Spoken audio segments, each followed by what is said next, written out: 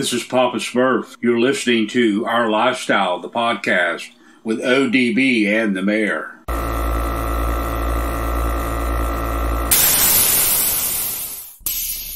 Yo, this is Rob Maggi, and you're listening to Our Lifestyle podcast.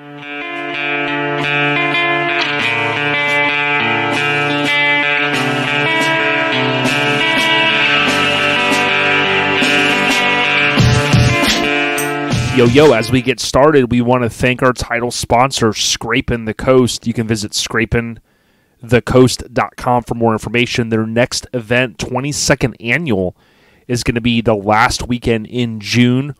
They haven't yet announced it for 2024, but rest assured we will be out there. One of the biggest, baddest shows in the country. Get ready for more information coming soon on Scrapin' the Coast. Tap on the hashtag #ScrapinTheCoast for more information. We appreciate the continued support of Custom Car Show Productions. Yo, it's Our Lifestyle Podcast, also known as OLP, episode 344. If you're hearing this, bear with us this episode. We're going to continue to make improvements, but this is going to be our first episode with video. We got Miggity Mike the Bear, or is he out gallivanting? No, bro, I'm here live in color with ODB. So excited to be here, bro. Tuesday, absolutely blast today. And, man, it was so much better than yesterday. So, hey, I'm living the dream, baby. Got my bitch ultra, and I'm sitting here talking to ODB. How can it get any better than that? You know it. So if you're on Spotify, Pandora, Apple Podcasts, however you're listening, just know you can go over to YouTube now and you can watch us. Now, again, we're going to continue to improve the audio because this is a totally different experience for us, the way we're doing it. So just bear with us. But, Mike, I'm wearing my Scrapin' the Coast shirt. We got to give a huge shout out to Scrapin' the Coast, our title sponsor. And, Mike, you know Scrapin' the Coast is what month is it? That would be June, buddy. And it's usually always the third weekend of June. And I want to say off the top of my head, I'm going to guess the 20th through the 24th of 2024. Well, that's a good guess. They haven't officially announced, to your point. Of course, we know this year it was the 23rd, 24th, and 25th. And if I go forward and we look at 2024, June, I would assume it's going to be the 21st, 22nd, 23rd. Bottom line, typically it's the third weekend in the month of June. So yes, come on out to Biloxi and rock it with OLP and see all the awesome rides. Dude, every year we always come up, we always show up, and we have a blast. So, guys, come out and join us. And, guys, let's just go ahead and do this. Everybody complains about how hot it is. But as ODB always says, take advantage of that free on poisoning on the inside. There's no reason to be outside and in that heat. Go ahead and get your spot indoors. Come shack up and hang out with OLP when we're indoors at the Coliseum. You can't go wrong being inside. Yeah, Scrapin' the Coast on Instagram, Scrapin' the Coast with an IN.com for more information. But, Mike, episode 344, this one's a special episode. Mike and I, we're going to try to keep our intro a little shorter. The key thing is we've got a special guest, Jeff Davy. Now, he's no stranger to OLP. He's been on OLP. It's been a while, but he's also my title sponsor over on Lincoln Attic Podcast.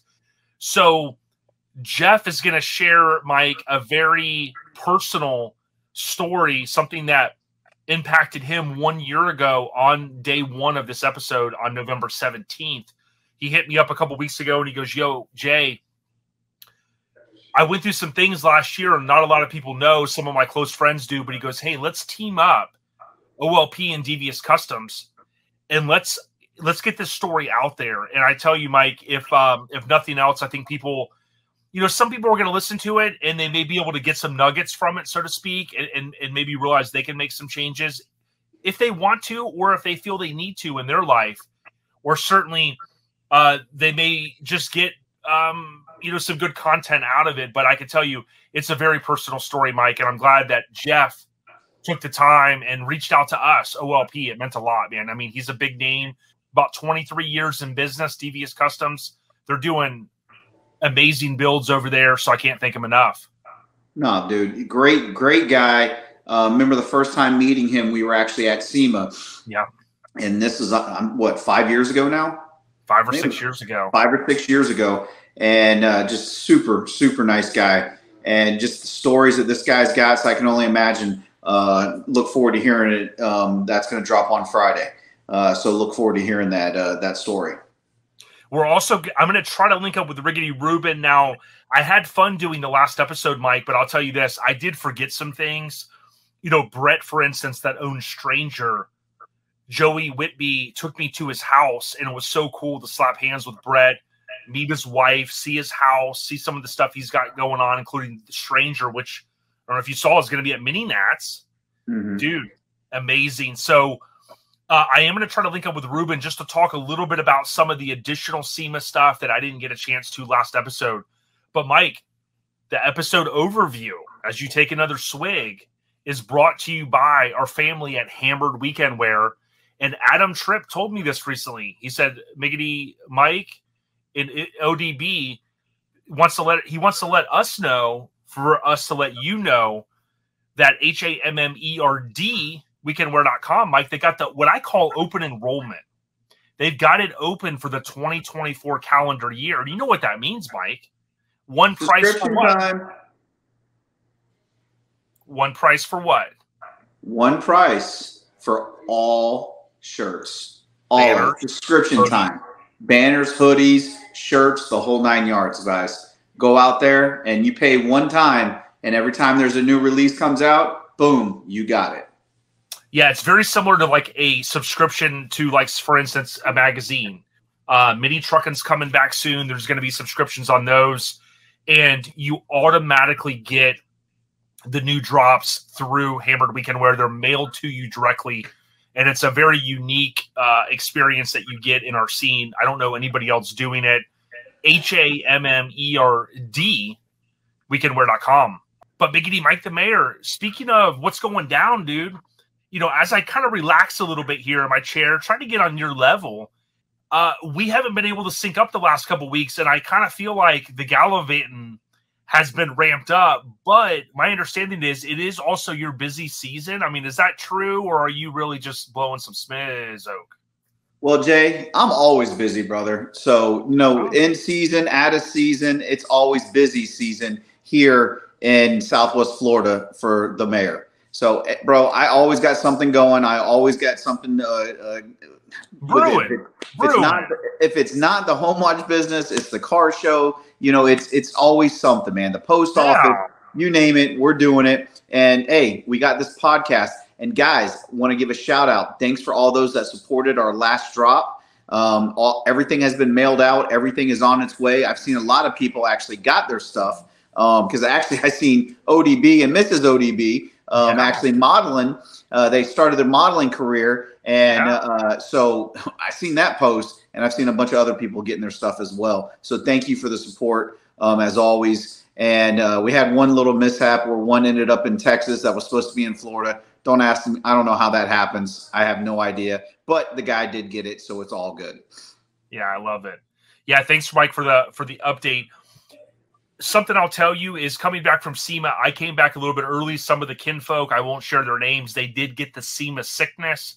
As it's been known, Mike, it's not as elusive as like, the Loch Ness Monster. You know, SEMA sickness is real. I was able to come back as Mr. Germaphobe, man. And I had washed my hands a million times. And for whatever reason, knock on wood, I didn't get sick. I did some family stuff at the tail end. I know Randy had a great time going to Kicker. Mike Barsha, who we had on. Thanks, Mike, for coming on. I'll say this. He got a chance to – dude, he went for 3 for 3. So he hits SEMA. You talk about living the life. Then he hits a day to remember, which is like a mile from the California border. He says it's the furthest his truck's been west. And then, oh, by the way, he comes back with a 1-2 punch, and he's at Dino's Get Down. And, Mike, listen. The Mecca, bro. Everybody in the world was at Dino's. We got to tip our cap. I mean, he is really – CK Magazine said this in one of their posts. They said Dino and his wife, they're really kind of ambassadors, if you really think about it. One of my favorite words. Though he's an ambassador with him and his wife to that entire I don't want to just call it the C10 world. I mean, really, if you think about the truck scene, for 9,000 plus trucks, dude, mind blown. Dude, Chevy heaven. I'm going to call it Chevy heaven because, man, it was anything Chevy you could think of, it was there. And hats off to those guys for being able to pull off and do what they did because that was unbelievable. And to see that aerial shot of everything there, I mean, I was counting and I stopped at 22:53. I was like, bro, my eyes started hurting. I couldn't count no more. Man. You're Rain Man. But see, Mike, listen, there was a rumor going around. Okay. I don't know. I was told not to share this, that you were in email and you were really having almost trying to wrestle him to the ground, trying to bring the banana hammock out there. And he had to tell you, and my understanding was you were even willing to slap a Chevrolet bow tie on it if you had to try to sneak it in. Well, I mean, hey, I tried telling him, it's like, bro, it's got an LS in it. Come on. It's got an LS. You know, like Scotty the Body keeps trying to claim that he's got an LS in his Mazda, which we all know is a damn a V6. But he keeps trying to push that it's a damn an LS. But whatever. And he still wouldn't let me bring the Mazda out there. So, you know, hey, it's all good. You know, one day we are going to make it out there, though. That I promise you. And hopefully it'll be as early as next year. Because that to me, hey, straight up, I think I'd rather go to Dino's Get Down than SEMA, but I didn't say that out loud. Nobody else heard me. Okay. I think the whole automotive world, a lot of the truck guys and ladies are saying that. But I want to give a shout out. Speaking of Scotty the Body, he's a good dude. He always calls and checks on me. I know he can never, Mike, he always tells me he can never get through the Miggity Mike the Mayor's bat line. He That's said not true. We talked today. Constantly getting thrown in right to the weeds, to the voicemail. But listen, Scotty the Body and Jenna Lease said that she'll project manage Smutfest. She said that she's going to be counsel to OLP for any kind of, you know, illegitimate type suits that come, you know, because Mike, we've got you on the team, so we've got to be careful because, you know, we've constantly got people reaching out trying to take. Well, here's the deal. Jenna Lease is first. She's got this new. You remember what she did for cruisers, cops and cruisers? You know the song. Okay. Well, she's now come up with a song for Eastbound Get Down. So I told her if we're going to release this song, she has to come on to OLP and release it, worldwide release on OLP first. See, I like this because you're working on the Gallivant Man and you're trying to get the promotional side down because, dude, you're no stranger to shows. Eastbound Get Down. You got the hat on, and Mike, I'm hearing it's quickly becoming one of the biggest, baddest shows on the Eastern Seaboard, and they have to go to eastboundgetdownshow.com because you showed me one day the emails. I cannot believe the amount of registrations, and I tell you what, that means people want to get out of the cold up north and come down to the Sunshine State. And that is the whole point of having Eastbound Get Down in January in the Sunshine State. Leave all that snow, leave all that cold, and come on down here. It's absolutely beautiful. I was just talking to Damian Davis today, and Damian had a light bulb pop up on his head and said, you know what, Mike? We can bring vehicles down on the beach there in Daytona. Let's do a photo shoot down on the beach in Daytona. And I was like, Damian, that's fucking brilliant, bro. So, guys, come on down to Eastbound Get Down, and let's get with Damian Davis, and let's do a photo shoot down on the beach at Eastbound Get Down. Can I ratchet it up just one? Because, Mike, you know, you can always get one more click on a ratchet strap, can't you? You know what I mean? Like even if John Lopez is over there and he gets down there, I know I can get one more click. You know what I'm saying? Always. So I'm gonna ratchet her up and I'm gonna say, dude, why don't we do this? You guys do your big group photo, but you get everybody. We'll do a second photo, which I'm sure Damien would oblige. I don't know if that's the word, but get everybody dressed in kind of like, you know, some swimsuits, maybe some sunblock on your nose. Get you one of those big beach ball deals. Maybe recreate the Eastbound Get Down artwork. And just kind of maybe add some flavor, Mike, and I think it'll be fun. Bro, flamingos and beach balls, and you're good to go, bro. Biz itches and bees each biz all. Some drinks in the hand, and it's time to party, baby. Yeah, dude, like, bro, I got some waters right here. Yeah. It's actually lemonade, sugarless lemonade. Hey, hats off to ODB. It's almost been a year, guys. Almost a year.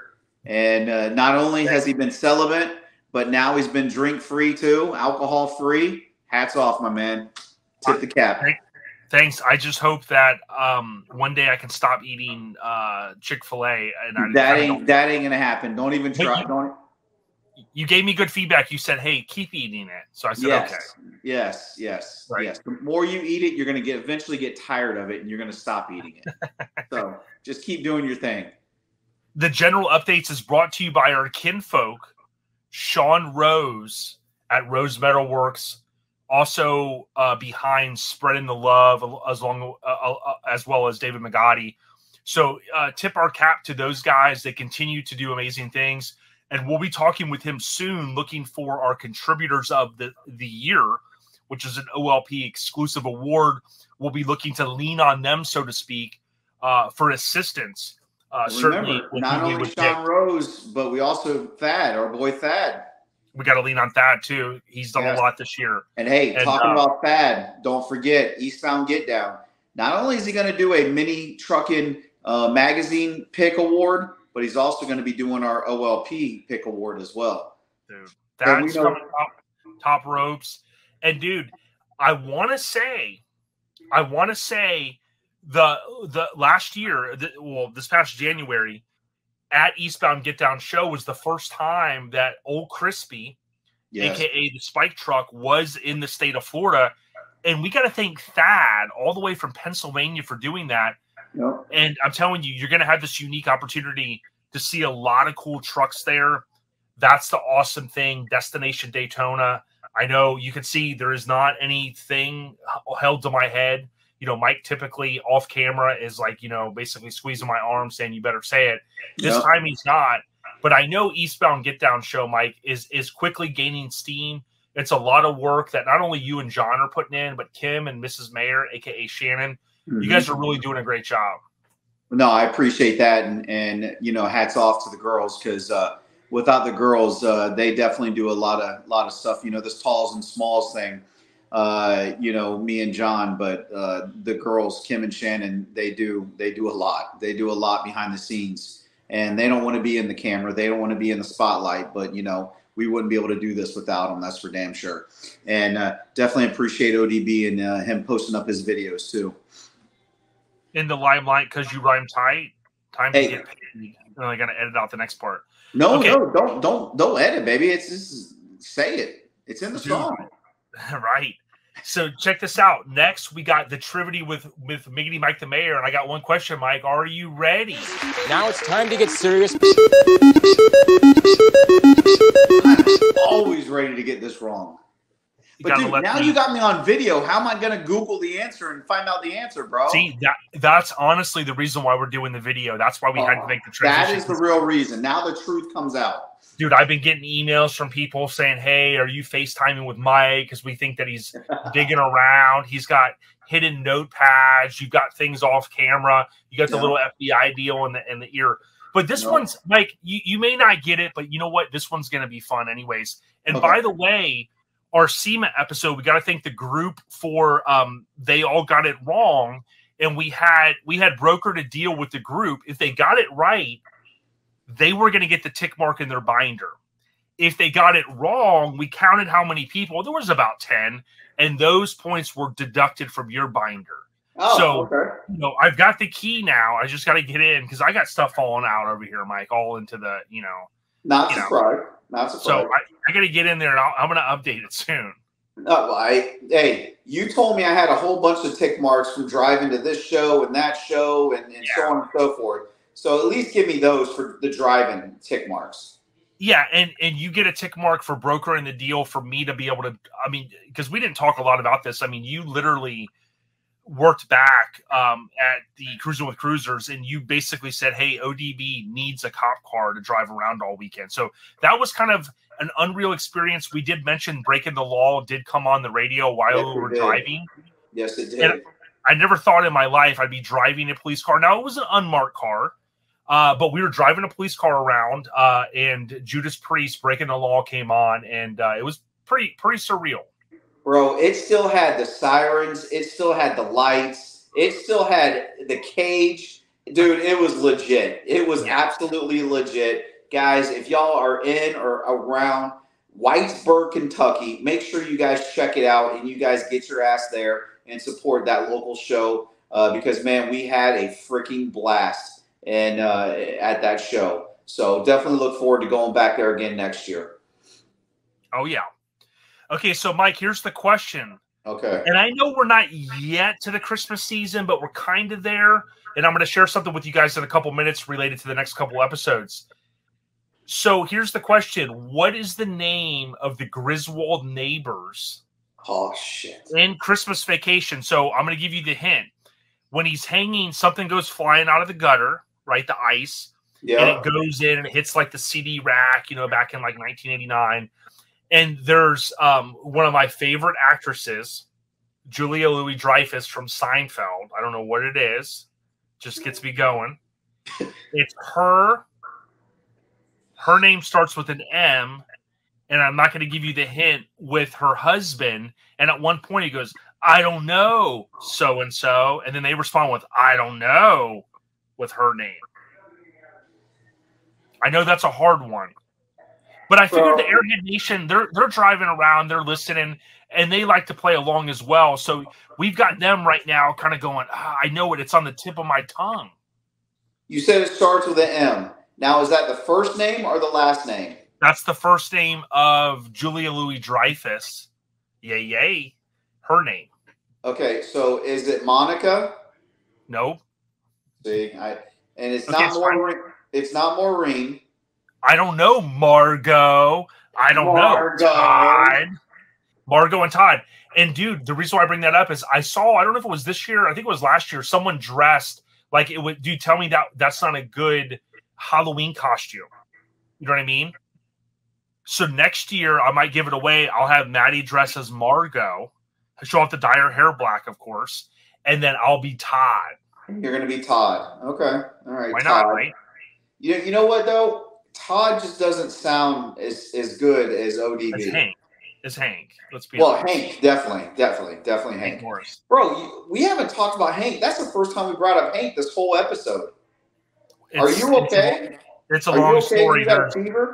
There's bail money involved, and Dog the Bounty Hunter, I think, I don't want to bring it up, man. Hey, check this out. You brought up Dog the Bounty Hunter. You know where Dog the Bounty Hunter lives now? He was for a while in Hawaii, but where does he live in Florida? He lives in Southwest Florida now. He has moved to Cape Coral, Florida. Is there any way you could deliver his mail and try to get him the eastbound get down, dude? Okay, well, there's no way I can deliver his mail, but there is a way that I might possibly be able to run into him in Cape Coral when we go down to downtown Cape Coral, because I heard he spends a lot of time down in downtown Cape Coral. You have to get him the eastbound get down, dude. Signing autographs and stuff. Would that not be cool, or what? Dog the Bounty Hunter, bro. And Mike, I can't keep giving these ideas away, but I really think you need to try to link up with Luke Campbell down in Miami and see if he can get 2 Live Crew. I know one of the members passed away. If 2 Live Crew could perform at eastbound get down, dude. So 2 Live Crew and Dog the Bounty Hunter. Yep. And then start the rumors now. Hashtag it. Let's do it. Then we'll get Tom to try to get Vanilla Ice there. You know what I mean? Hey, dude, could you imagine Vanilla Ice, 2 Live Crew, and Dog the Bounty Hunter all at eastbound get down? Bro. Be the biggest kind of show. So check this out. The Trivia with Mike is brought to you by the Kinfolk at The Sparks Show. Visit thesparksshow.com every August in Sevierville, Tennessee. It's one of the biggest, baddest growing shows. 10th anniversary just happened. And Mike, this is the only stamp of approval you need when Mr. Phil Fowler sees the show, sees the cruising photos, sees the video. He says, hey, I want to add that to my list in 2024. That's all you need to know. Send the guy a check. Shout out to Phil Fowler, thesparkshow.com for more, and, of course, The Spark Show on Instagram. So, Mike, next we got ODB Live and Uncut. And this one's going to be quick. At the end of this episode, we're going to roll into audio with Jeff Davy, and you're going to see it if you're watching on YouTube. And I can't thank Jeff enough. Again, it's a very personal story. I also share, I had no idea what Jeff was going through last November. And as Mike alluded a little bit ago, I basically kind of made some changes in my personal life in December. And it was going to be a week, and then it turned into 2 weeks. That quickly turned into a month, and now it's been 11 months. And certainly what you'll hear us talk about is, bottom line is, not trying to be the fatherly figure and tell people what to do, but trying to get people to open their eyes. If you may recall, a couple of months ago, Mike even shared, or several episodes ago, Mike had shared a little bit of a change that he was making based upon some direction from his doctor, right? We're all kind of getting a little older. I know I'm going to be 45, and I think it's just something to think about, whether it's debt you're working on, diet, health, working out, alcohol, maybe consuming less. You'll hear Jeff and I take a deep dive on that. But the last thing I'll say on this topic is, just know you can make changes. And sometimes we get in those ruts and we kind of see tunnel vision. But I'm telling you, like Mike, the great George McFly said, if you put your mind to it, you can accomplish anything. And I really mean that, dude. Hey, I just want that damn book that tells me that, the Chicago Cubs actually win the World Series and win a whole I got one back here. I could grab it right now. Oh, okay. Okay. Yeah. I hold want that. on. You want the scores this weekend? Here, hold on. But hey, Mike, if I let you use it, I'd have to. Bro, like I said, if anybody's got it, ODB is the one that's got it there somewhere. If it's dude, not I got some stuff falling out in here, and I'm trying to just kind of clean up. If it's not in your man cave, it's definitely in your shop. One of the two, it's going to be there. Dude. And I know there was a hashtag that had started about, bring the Bing. Hey, guys, get ready because bring the Bing is coming. I don't know, man. Oh, I know. Nah. Because not only is bring the Bing coming, but hey, side chick, Chicks Ride's coming too. Really? Is that the intel? That's the intel. Don't know when they're coming, where they're coming, but they're coming. So check this out. We got to give a huge shout out to Joey Dilworth at Get Decked. If you're a show promoter and you want to add your artwork to a skate deck, get with Joey. It's getdecked_VA. Also know that Joey Dilworth, just how it sounds, is on Facebook. And oh, by the way, if you, for the holidays, want to put a photo or something that you have on a skate deck, Joey does, you have to get with him in advance. He does typically take care of those type of requests. So, of course, you're going to maybe have a little bit of an elevated cost if it's a one-off. But I can tell you, Mike, when Kyle Fannin, a.k.a. K-Dog, is trafficking hundreds of skate decks across state lines, let's be honest, for Lone Star Throwdown, and they're coming from Joey Dilworth, stuff's about to go down. And that's what Joey Dilworth is doing for the scene. So shout out, tip of the cap to Joey Dilworth and Get Decked. Oh, absolutely. Because I tell you what, we had the pre-sale for all of our decks for Eastbound Get Down, and we absolutely killed it. So thank you guys for that. And Joey will have more for us at Eastbound Get Down. So guys, if you didn't get in on the pre-sale, don't worry. We'll have more at the show. And that's courtesy of Joey Dilworth with Get Decked. So, oh yeah, I know we talked about the Spark Show in August, but one show is coming after that we're excited about. I had the opportunity to go to it this year. Yeah, OLP will be there again next year. What show is that? What show is that? Freaking with an IN. Freaking weekend, dude. And Mike, they just posted on Instagram. You have to look them up. Freaking weekend. They just posted about what's going down next year, and that's the cool thing that I think that they're doing is they're already promoting, Mike, and that's words for any show promoter. Just know, in my opinion, and Mike can speak because he is a show promoter. In my opinion, you got to keep the boots, the noise and all of that going all year, and granted, it's only been a couple months, but bottom line is they're already getting in line freaking weekend for next September, 2024 out there, Mike, in Biloxi. Yes. And it's at the Hare Casino and Resort. Dude, get your hotel. You stay on property. Shows right across the street. You can't miss out. It's right on the water. It is a blast. It is a freaking weekend. And, dude, I can't wait for next year. I had a blast this year and definitely look forward to going back again next year. Yeah, and if you Google or on Facebook, they've got about 1,000 followers, but it'll take you to the freaking with an IN weekend.com. And I do believe the Instagram is also the same. I think it's Instagram / the freaking weekend. Let's see if it's show or without the show. Yeah. So it's the freaking weekend show on Instagram. So since we're doing this video stuff, don't have my phone right here front and center, but certainly shout out to them. And thanks, Mike, for doing that. Oh, no, absolutely. Come out and see OLP because we will be set up there next year. Looking forward to it. Yeah, we can't wait. Now, I'm going to condense a little bit of the scene updates. The number one thing I'm going to say is the last episode, Brandon came on from Street Trucks, the editor, and, we've been hinting about this. I think it's no secret. Randy Frederick, when he won one of the show-off series shows, that guaranteed a cover. So I'm not going to go into a lot of detail, but if you've been listening, you can certainly put the pieces of the puzzle together. We've been really promoting January 2024. So what I would tell you is be on the lookout for that. And again, as Brandon and I mentioned, when we were at SEMA, you can go right on the Street Trucks website and you can buy a subscription or these individual issues. The reason that's important is a lot of us are going to want to end up securing one of those copies for January 2024. They may not be easy to get depending on where you live. Don't just throw the towel in. Go on the Street Trucks, just Google Street Trucks, streettrucksmag.com, and you can buy those individual issues, as Brandon said, for the same price. Now, Mike, this truck right here, his name's Jason, also known as Rocco's dad on Instagram.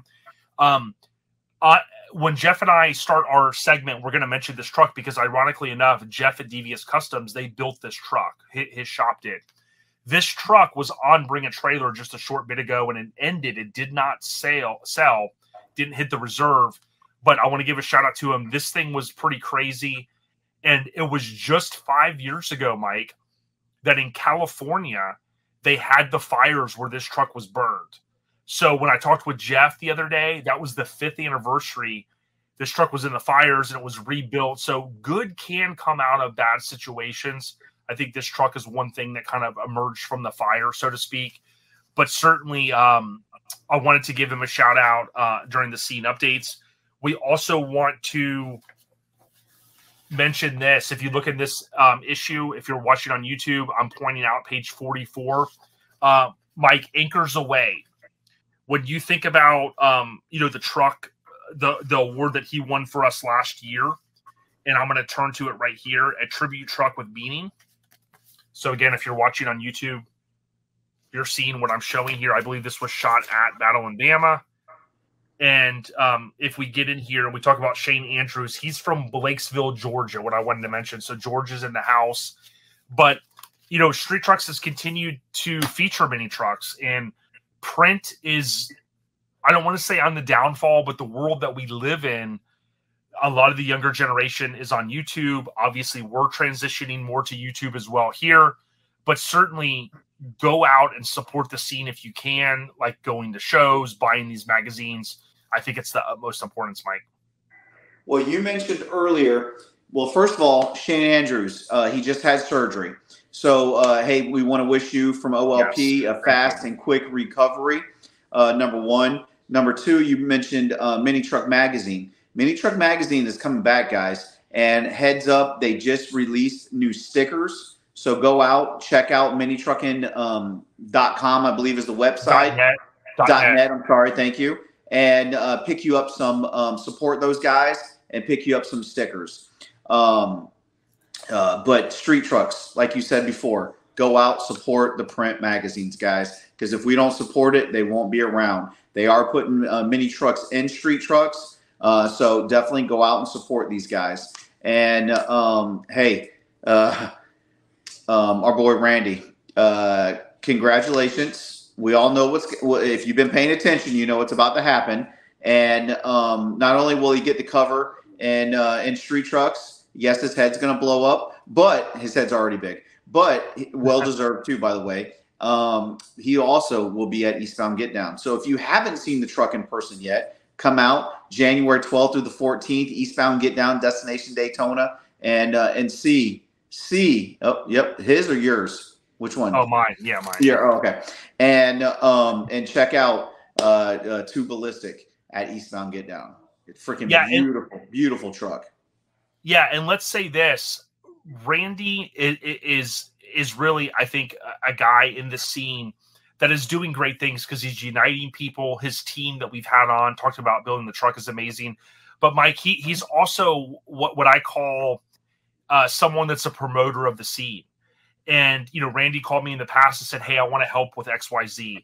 Hey, I want to do this, right? And a lot of the stuff we don't even share because, we're homies and he doesn't want the recognition for it. But for him to go out and round up the troops for Cruising with Cruisers, right? Mm-hmm. And announce that truck's going to be there. Oh, by the way, right before SEMA. That was a big trip to go up to Kentucky. I know those guys appreciated it. He's doing the same for Eastbound, right? Yep. So I know Randy listens. He's a good dude. I talked to him the other day. It's people like that. And granted, we're only giving him as one example. I know there's a lot of people listening now going, hey, I promote the scene too. Listen, we appreciate it because listen, I can't be positive 100% of the time. I try. I've had my hiccups over the years, but I'm telling you where the scene is at right now. Growing up watching NASCAR with my dad, you'd always hear the announcers going, "Oh man, they're firing on all cylinders," right? And we've heard that term if you're a motor guy, if you're a truck guy over the years. But I feel like the scene is really firing on all cylinders. We'll be talking more about Too Ballistic, but Mike, like you said, Eastbound Get Down show. People are paying for a few-hour show at different shows throughout the state. Sometimes you go to these shows, you're paying $30, $40, $50 for like a night show. Eastbound Get Down show, you got a couple of packages, Mike, but as low as, what's the lowest entry for Eastbound? 55. 55. So, I know a lot of times, we're in this day and age where things do cost a lot. Fuel, food, all that. I totally get it. But I would challenge people and say this. I went to a charity show earlier this year. I wasn't even there probably 2 hours. It was $30 to get in. It felt good to pay it, right? It's going to a good cause. It's going to a charity. When you go to a show like Eastbound and all of these other shows throughout the country and you're spending $40, $50, $60, sometimes $80, I know. Look at the value that you get at Lone Star Throwdown. $80 to get your truck in and have two bands. Look at the value that you're going to get at Eastbound Get Down. These guys are putting their neck out on the line, and I would challenge you. I know we can't make them all. I can't either, but just get out there if you can. No, hey, believe me, we would love to have you out there. Hey, we'd love to make it cheaper, but at the same time, got to pay that venue to be able to have the show where it's at. It's a great venue. It's right off of 95, and it's right down the road from the beach. You can't go wrong, guys. Buc-ee's. But hey, hey, actually, what's really funny is you bring up Buc-ee's. Buc-ee's and the beach are both about the same distance from the show. And you go one way, you go, let's see, call it east, you'll hit the beach. You go you go south, and you'll hit Buc-ee's. So, hey, we got them both covered. Buc-ee's and the beach. You can't go wrong. Buc-ee's and the beach. Right. I love it. So I was going to share something, but I'm going to wait till another episode. When you were saying the bees, that reminded me of my dad, because my dad he was great at nicknaming people, and he nicknamed, we had nicknames for the Ballard compound and Bada Bing Blue and the Ballard balcony and big breasted such and such. Whoa. I like that. I like that. Let's go back and talk about the big breasted. Right. And when Papa Smurf would get on, like when we'd get going, like we'd be at one of the Packers games, and like people thought he was like rapping, they thought he was Vanilla Icing. So I'll have to share that here in the near future. I'll find it, because I can't even remember. He had so many B's. My dad, I joked with my dad. I said, dude, Eminem needs to get with you, Dad, because like you could have did the intro on his album. You know what I mean? So, all right, the scene updates. I do have a couple more I want to share just briefly. It is mini Truckin with an IN mag.net. So that's the website that'll bring you to the big cartel deal. Another scene update, KSP, also known as Cruising with Cruisers, the Kentucky State Police, they announced more to come very shortly on their 2024 stuff. I want to give a tip of the cap to Tony Moore. Asphalt Army did a fantastic job. I did not, unfortunately, get to slap hands with him at SEMA, but look up Tony Moore, Moore, on Facebook. He's got a SEMA show / Vegas 2023. Did a fantastic job of taking photos. So again, tip of the cap to him. This was pretty cool. Robbie Williams, never before seen. Should I have left it this way? Something I lay away and think about. He was sharing some of a past paint job, is the way I understood it. Love his Mazda Cab Plus. It's not an extended cab, Mike. It is a Cab Plus. Shout out to Robbie Williams, a good dude. The scene updates brought to you by Garage Gear Clothing. Don't forget, they do have some options as low as free shipping, right? So there's different tiers on there. GarageGearClothing.com, sport truck, full size, mini truck, you name it.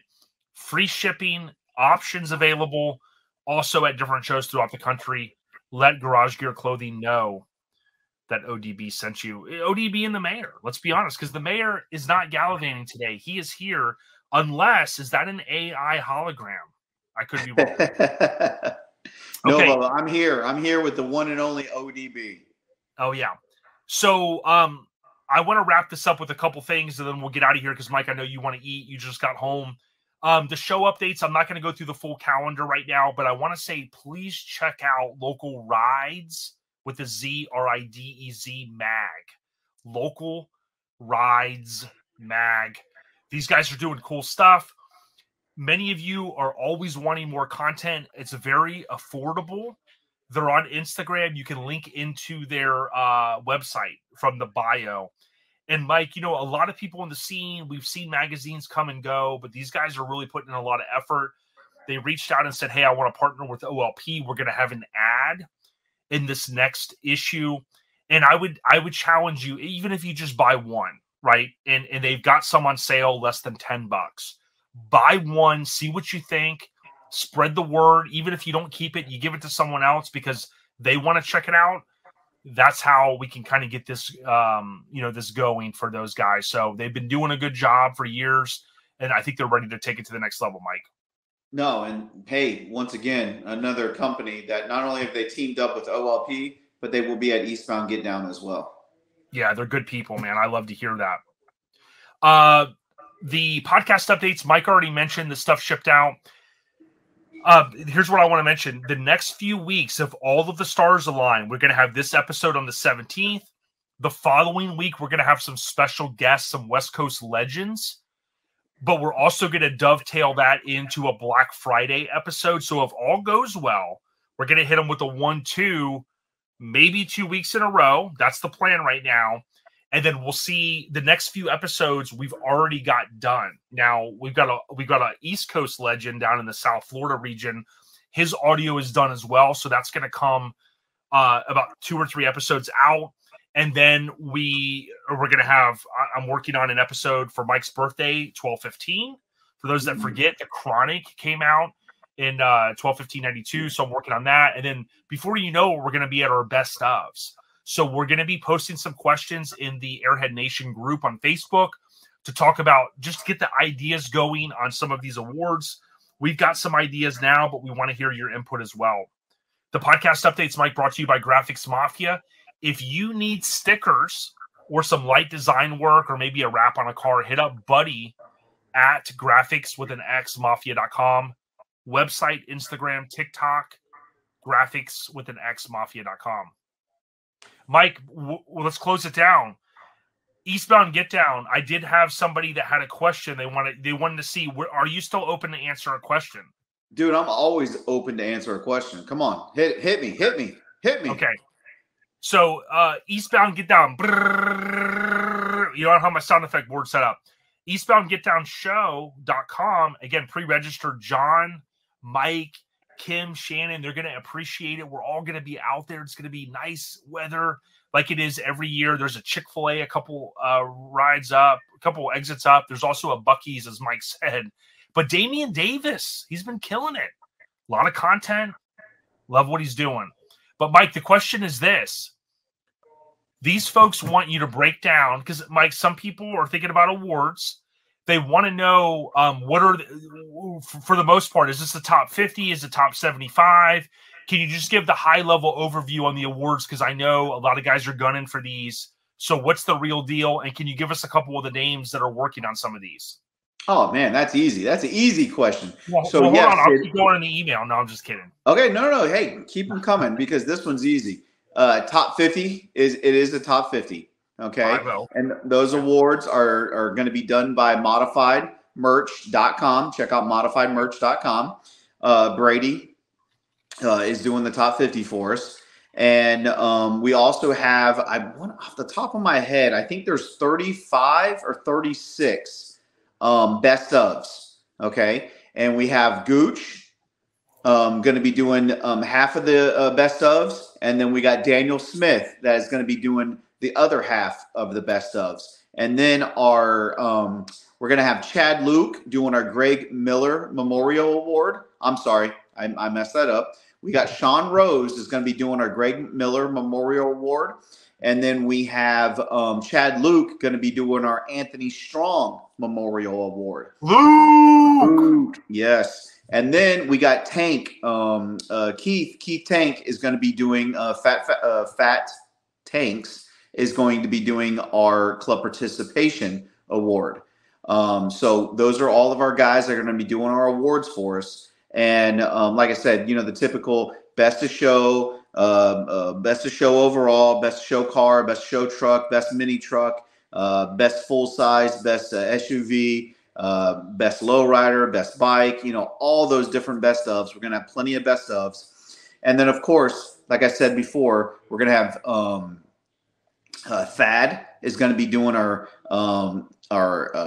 OLP pick award. And then he's also going to be doing our Mini Truckin Magazine pick award. So Thad's going to be doing those two awards as well. So actually, I think we're going to be closer to almost 40 best ofs with the top 50. So there's about 90 awards total for Eastbound Get Down. And so it's guys, we got plenty of awards. We just need y'all to come out and let's come out and capture those. Because like I said, dude, we got Gooch with Gooch Customs, and we got Daniel Smith with Smith Works. So those two make a hell of a team, and they're going to knock out these best ofs for us this year. Yeah, thanks, Daniel, for coming on the last episode. He obviously, if you think about Mike Finnegan's truck at SEMA, the Mini, Yep. Hit him with the 1-2 punch. He's got Barshes there. I mean, to be able to have the honor of working on that truck. Yep. So there's a lot of good stuff that's going on in the state of Florida, Mike, including Eastbound Get Down. And I appreciate you kind of giving the intel because, I know we joke about trophies and stuff, but it is cool to kind of know what's coming up and what to expect. So it's going to be a great weekend. And I would tell people, come on out to Florida. You got people coming from far and wide. It's going to be a good time. As we close it down, I want to say the FAQ for Eastbound Get Down is brought to you by C&S Metalworks. Hit up Chris and team at C&S Metalworks on Facebook as well as Instagram. It's cs-metalworks with an s.com or C&S Metalworks on Instagram. Mike, if they're on YouTube, I think we're going to cut into Jeff Davies' video now, because I don't know if I gave Ruben a heads up that we had to do video for going forward. So with that being said, we'll capture his audio for the podcast. So if you're watching on YouTube, finish it out here. Then if you can, jump over and stream it on your favorite podcast app. Mike, I think we may, hopefully I didn't forget anybody. We want to thank C&S Metalworks or Graphics Mafia, Local Rides Mag, Freaking Weekend, Garage Gear Clothing, Joey at Get Deck, The Spark Show, Rose Metalworks, a.k.a. Spreading the Love, Hammered Weekend Wear, and, of course, our title sponsor every June, as Miggity Mike the Mayor said, Scraping the Coast. Rest in peace to the big homie, Greg Miller. I'm rocking the Spreading the Love right now. The love is real. Stay on the rise, everyone. And if you've checked us out here, leave an emoji comment on YouTube. It helps the algorithm stuff. And Biggity Mike the Mayor, dude, stay on the rise. Don't kill yourself. Never. In case they don't listen day one next week, if we get that episode out, happy Thanksgiving. Be safe, Black Friday. Don't trample anybody. No. Those damn big screen TVs ain't worth it, guys. Come on. Yeah. 50-inch screen, leather green. 50-inch screen, money green, leather sofa. Got 2 rides, a limousine with a chauffeur. All right, Bingo. Be good, Mike. Hey, always, brother. And thank you for having me. Thanks for doing what you do. Keep doing your thing. And, dude, you just keep taking it to another level every single time. So keep doing you, ODB. Appreciate you. Love you, brother. Everybody, have a great day. Have a great weekend. And, hey, guys, stay low. On the rise, y'all. Peace. Hey, it's ODB. We're getting ready to call Riggedy Ruben, a.k.a. the Booka. This interview is brought to you by our family at Southeast Mini Truckin Nationals every April in Maggie Valley, North Carolina. Now, of course, the submissions are all in. Many of you have gotten, hopefully, a good response in terms of to pay your fee. Even if you don't get in with the coveted golden ticket, we highly suggest that you still come out to Maggie Valley, North Carolina for the 30th anniversary of Southeast Mini Truckin Nats. I would tell you this, it's one of the biggest, baddest truck shows in the country in terms of mini trucks. You can cruise, you can get a band to go in and see the show for a couple of days. So more information available at Mini Nats on Instagram and Facebook. Shout out to Jason Bell and team. We'll have him on early next year to talk a little bit about the festivities. Let's jump into the audio with Ruben Arteaga, the Booka. Yo, so as I mentioned, we just finished with Biggity Mike, and guess who just called? Riggedy Ruben, the Booka. What's going down? Not much, Jay. How you doing, buddy? Good, man. Thanks for taking the time. I felt like the last episode, I had to rush. I was under the gun to get it out that Friday. One of probably the quickest episodes we turned around with that content from that week. But, dude, I just got to say this, man. It was so good linking up with you out there. You know, we didn't get to spend a lot of time, but I always like hanging out with you. And, of course, Chris was there. And, man, it just was a lot of fun.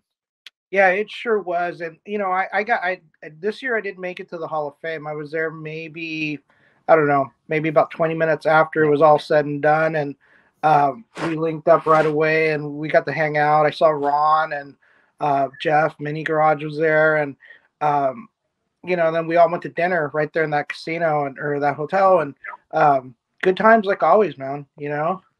Yeah.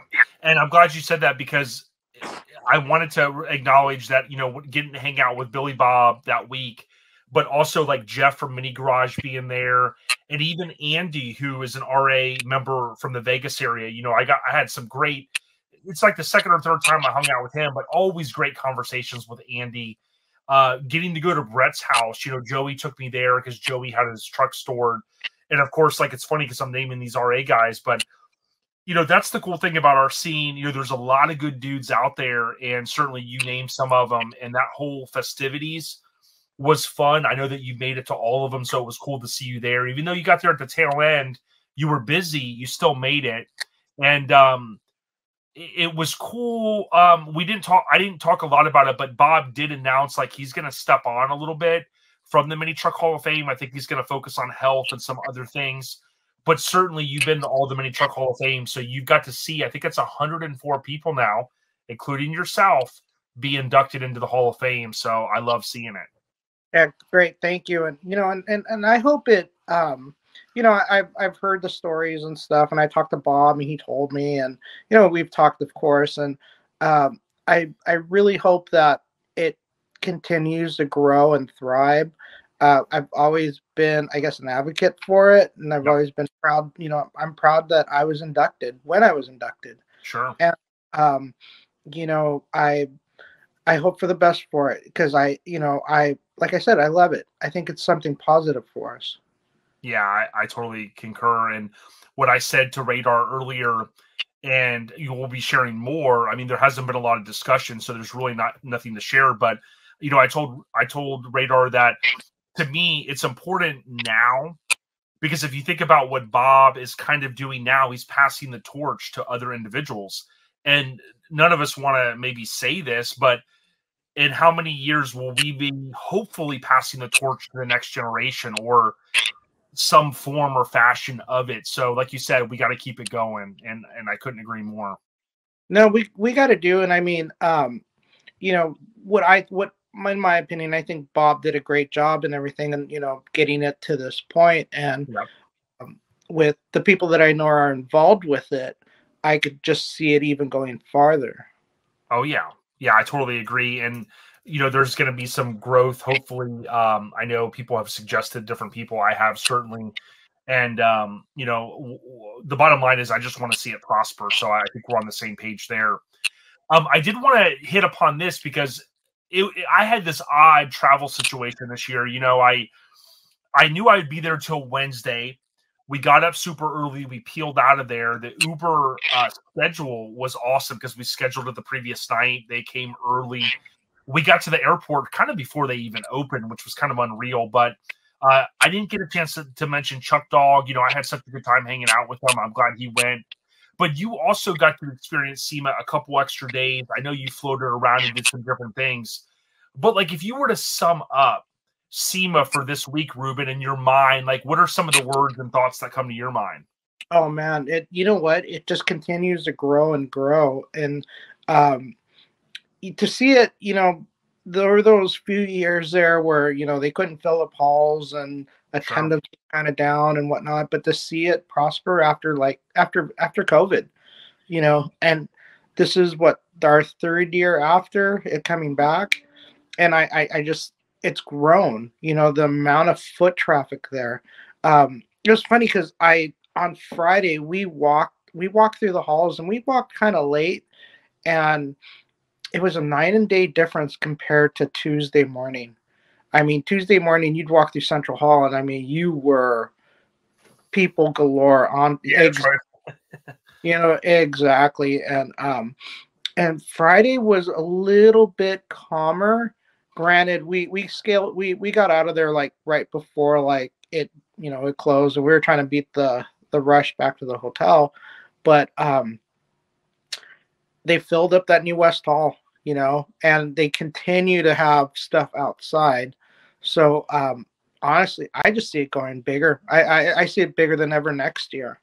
Yeah, there's no doubt. It's kind of like the Super Bowl of our whole industry. And I say the whole car community stuff. If you would have thought that it would involve as much as it does, there's the stuff out front doing the Hoonigan stuff and, all of these different things. It's insanity. Now, I wanted to ask you this, kind of an off topic, but it still ties into SEMA. I read some things today, and I wanted to ask if you experienced or saw any of this. I didn't. Maybe I did, and I didn't realize it. But something we haven't talked about here, Ruben, a lot is the F1, the Formula One stuff. Worldwide, it's just blowing up. And apparently, my understanding was they're going to have the F1 race there in Vegas, and there's been all these logistics because they're going to turn this beautiful place into a track, right? And I guess a lot of the residents haven't been happy. There were people saying, there's bleachers going up in weird places and things like that.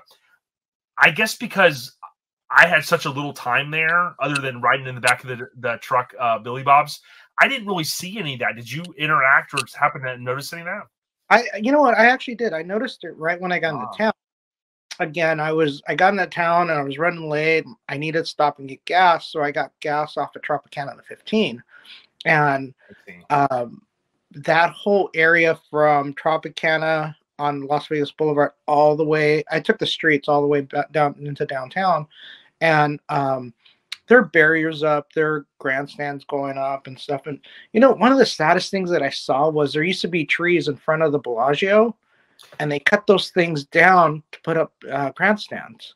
I know one of the residents mentioned that. They mentioned how the traffic's been atrocious, but they also said people that were visiting, there were these different walkways where they could take good selfies and stuff. Someone mentioned the Bellagio, what you just mentioned. So I'm just wondering with that dynamic, it's crazy because SEMA is the biggest thing ever. and then you have this Formula F1 stuff that's going to be huge. It's like, it just seems like logistically, thank God I don't have to plan any of that, but it just seems like there's a lot going on in a small time period.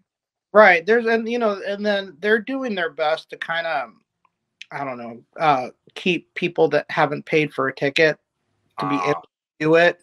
So a lot of the is over Las Vegas Boulevard and the other streets, they got screens up so you can't see, and I heard some outrageous prices on hotel rooms, and I was trying to get to see YouTube while we were there, and man, those tickets were just way out of my price range. Insanity. I know. It's crazy.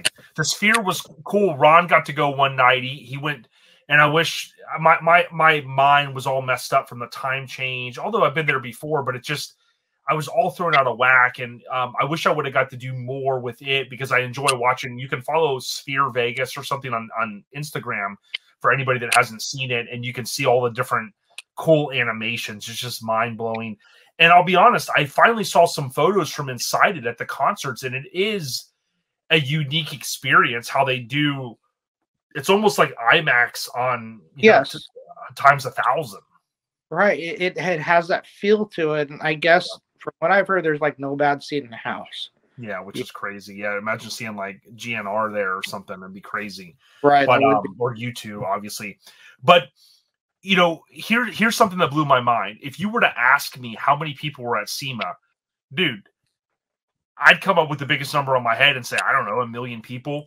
I saw a post from Instagram from SEMA at SEMA show just the week afterwards, and one of the things I noticed was they mentioned, I think, 161,000 people attended SEMA, which I have a hard time believing.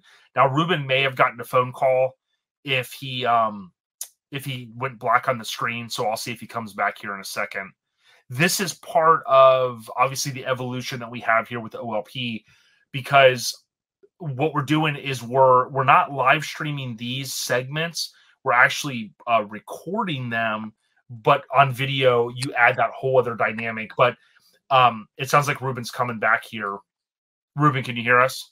Hold on a second. Yeah, no problem. I feel like, Right. I was just telling everybody, these are some things that we learn as we go. But here was the thing that blew my mind. At SEMA show on Instagram, they mentioned, I think the week after SEMA, that approximately 160,000 people attended. It's like, man, it seemed like a lot more people than that, but there's no doubt, to me, the fear that anybody had, like, oh my God, are all these companies going to pull out? Listen, there's companies that want to pay the money. There's companies that want these tax write-offs for promoting their stuff. There's companies, bottom line, that benefit from being there. And I don't think any time in our lifetime we're ever going to see SEMA be on the verge of going away. You know what? I don't think so. But, again, I think the, economics plays a big part in what, Sure. what the dollar is doing, let's say, or the global dollar is doing. But I don't think it'll ever go away. I mean, you and I have had conversations about the future of it. And I don't know. I remember there used to be a time where if a manufacturer wasn't there, then you started questioning it. Are they having financial problems? Are they done? What's going on? And I don't think that's the case anymore. I think, and it's always been that place to where you see new products. Someone comes out with something new, it's usually there. And I don't think you could get away with showing something like that online or on social media or something. I think the presence to be there. Yeah, I totally agree. It was odd. I think it's at the central hall or the back central hall where Ford usually is at. You and I have talked over the years about some of the OEMs pulling out and coming back. Someone I thought said that Ford was there, but Ford was certainly not in their old spot, so to speak. And it was kind of weird because that blue color that I'm so used to seeing up there, but it was Toyota this time. Right. So there's obviously, like, if you walk around or you've been going as long as you have, you're going to see those things. You'll see every once in a blue moon, you'll see a blank spot. But to think that West Hall, here was the crazy thing. I didn't even walk through the West Hall. I walked through the front of it as we were trying to do a quick shortcut, but I never got to go over there and experience it this year because what I did is I used the SEMA app, and I strategically went. I wanted to see some of the Fat Fabs builds. I wanted to go to Steel Rubber, Moon Eyes, a couple of the places I knew where they were at. But I tell you, they've done a good job with the app and things like that. Then when you and I tried to get lunch, that right there with Chris and Jen, right? We couldn't even find a seat. And that's kind of what I joked about in the past. Like, you're popping off when lunch is $20 and you can't find a seat. You can't even find a wall to slide down to sit down. Yeah, that is kind of crazy. You know what? We run into that all the time. And I think I don't want to let in one of my little honey hole secrets or whatever you want to call it, but that West Hall, that new West Hall, has a pretty nice little food court. Nice. And for some reason, we are always able to find a seat there. But I mean, you know what? We sat next to a wall having our food and just kind of eating really quick. But yeah, you know, it's incredible. It's just amazing. You know, and you know, not to mention, you know, like, well, you brought up, or the West Hall rather. That was full of all the Outlander stuff and a lot of off-road stuff. And, you know, you start walking through there and you're like, God, where was this stuff before? And I guess, yeah, a lot of it must have been outside because, you know, I really don't remember, you know, where that stuff was. But, you know, even with all that being said, there were still a couple little spots, I believe in the South Hall, that weren't being used up, that they kind of had roped off and whatnot. But you know, the amount of vendors that you see there, I mean, Harbor Freight was there. I know. We spent about an hour talking to the reps from Harbor Freight, and they were showing us some new products that they have out and stuff. And I mean, who would ever guess that a company like Harbor Freight would be at SEMA? And also too, in the upstairs of that South Hall, it was all tools. So I mean, we spent the better part of Wednesday in that hall. Yeah, and didn't they? Was that part of the other acronym? I always forget the other acronym. Apex. No, I believe. Well, I don't know. To be honest with you, no, because most of the Apex is at the other. That's what I thought. Yeah, because it seems like it's just a convergence of them wanting to have a little bit more presence there at SEMA. Right. You know what? In all these years that I've gone, I've never been to Apex. I've been invited, but I've never gone. Yep. A couple more things. Number one, I thought about this. You and I haven't talked about it. We definitely need to get Ryan Fringlinghouse on. But if you look at his stature, that where it was at before, it was already big. Alex, who rest in peace. He's got lineage that ties back to that truck that was just finished under the West Coast Customs umbrella, right under Ryan and team, the Academy. And then, of course, you have Mike Finnegan's truck that has the connection, of course, to Alex Hu. But I saw Ryan had posted something on Instagram, and I commented, like, man, I hope to meet you at SEMA. And then I thought to myself, dude, you see the stuff that he's doing with NASCAR now. And NASCAR's smart. I think they're trying to grow their base. And if you think about Ryan Fringlinghouse, the cult following that they have, and they're trying to get more people involved in that sport. And I thought it was pretty neat that there's a West Coast Customs car. Right. No, that's great for Ryan. You know, and you know what? I knew him before he was, you know, West Coast Customs. You know, and to see that guy like come up like that, that's awesome. It's pretty crazy, right? When you think about how big SEMA is, and you think about the trucks, how, you know, over the years we continue to say the truck market's unbelievable. You have these new truck prices hitting 80, 90 grand plus. You see these brand new trucks being laid out, but you see not as many mini trucks. But I'll tell you this, when you walk through the halls, I mean, trucks are a huge presence. Did you ever think in your lifetime that trucks would get to the stature that they are in terms of like almost truck sales? I'm sure in some states supersede car sales. Oh, I'm sure of it. I'm sure of it. But, you know, the one thing that I grew up, my dad had a C10 and a couple of work trucks and whatnot. And the trucks of today are nothing like what, you know, I mean, it's a luxury vehicle pretty much, you know, and some of these trucks that you get into, some of the Fords, some of the higher end Fords and some of the higher end GM stuff and the Dodge stuff.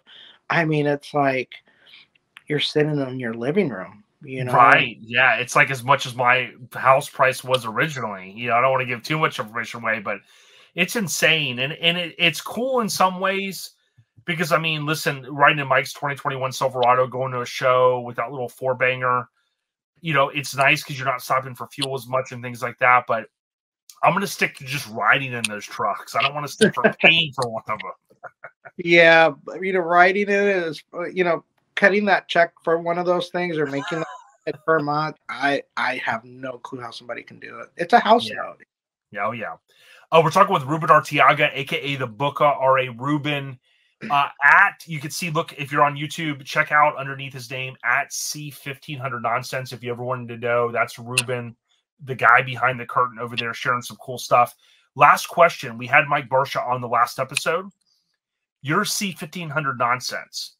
When you see that dually in person and you see all the extra work that was ratcheted up, you just got to think, dude, I mean, you start talking one of the goats of OBSs, let's be honest, right? Yeah, you know, the stuff that he's done is just unimaginable. I mean, for one, I mean, I remember seeing the chassis when it was there, and you know, the chassis is beautiful. And then he comes out with the body on it and painted and everything, and I mean, that thing was perfect. You know, no compromise. You know, yeah, and, it was insane. you know, and then now for him to bring it back with that interior and the graphics and the wheels, I mean, dude, I mean, I don't think anybody could top that. That truck is just cool. Yeah, it's crazy. Before we talk about a day to remember, speaking of that, you had Barsha's dually there, and then a stone's throw away, also NC Florida. You had Randy's truck. I think you got a chance to meet Randy.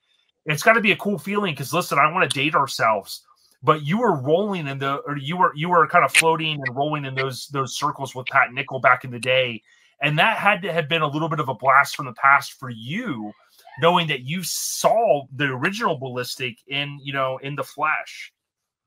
Yeah, and you know, I got to meet Randy on Friday, and we sat there and we talked for probably about an hour or so, and you know, he's telling me the story on the truck, and you know, I that truck is gorgeous. I mean, you know, nothing against Pat's or anything, but it was Pat's was in no way close to it. But then again, we're kids living at home. 30 years ago, yeah, 30 years ago, you know, the stuff that's available to us now is a lot different than what we had back then.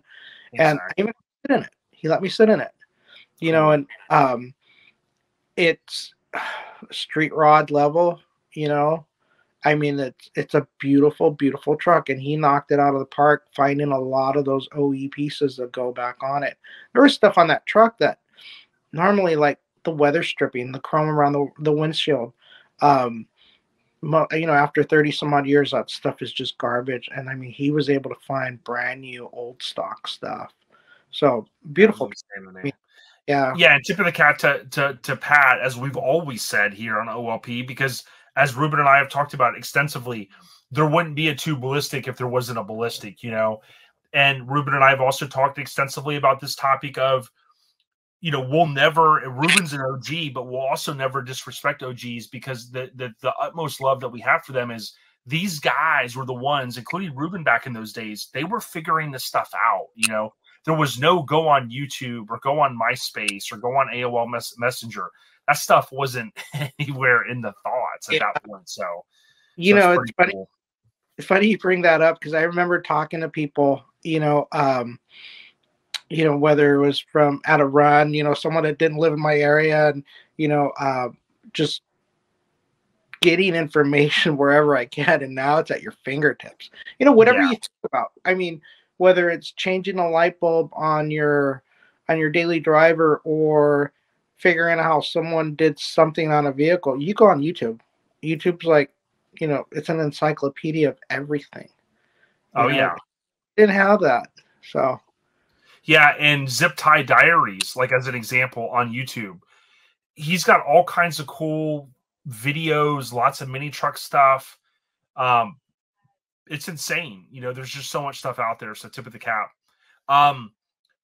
in closing, before we wrap this segment up and roll into Jeff Davy's audio, I want to ask you this: a day to remember. So I was going to ask Ruben about a day to remember. What I'll do is next episode I'll bring Ruben on and we'll talk about it. I'm still trying to get the kind of the concept down of this, and for some reason the audio stopped, I think, on both sides. So stay on the rise, everyone, and thank you guys so much. Thank you, Ruben. C1500 Nonsense. Check him out on Instagram, Facebook. Good people, true fam. Much love and respect. Yo, it's ODB, and we're getting ready to roll into the audio now with Jeff Davy. Please listen all the way through. If you're on Facebook, consider leaving a comment.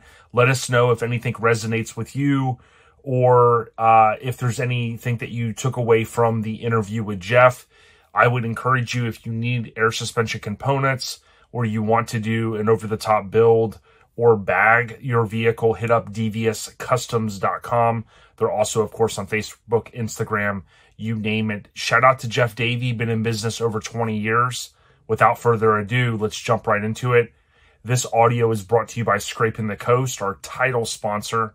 I would ask that if you get an opportunity, come out to one of the biggest, baddest truck shows in the country every June, typically the third weekend in June. They'll announce the date soon, and we hope to see you out there in Biloxi, Mississippi, Scraping the Coast, a mini truck Hall of Fame show. Stay on the rise, y'all. Let's do this. Hey, it's ODB, and I have a special guest here for one of our first video podcasts, I guess you could call it.